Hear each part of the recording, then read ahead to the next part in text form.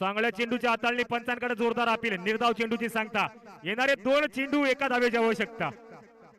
2 चेंडू 1 धाव. सामना बरोबरीत सुटलाय. दोन्ही चेंडू जर निर्धाव हाताळले तर सुपर ओव्हरचा सामना होईल.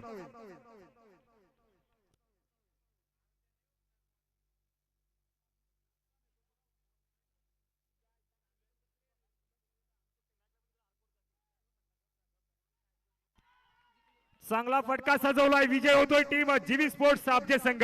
Come on DJ.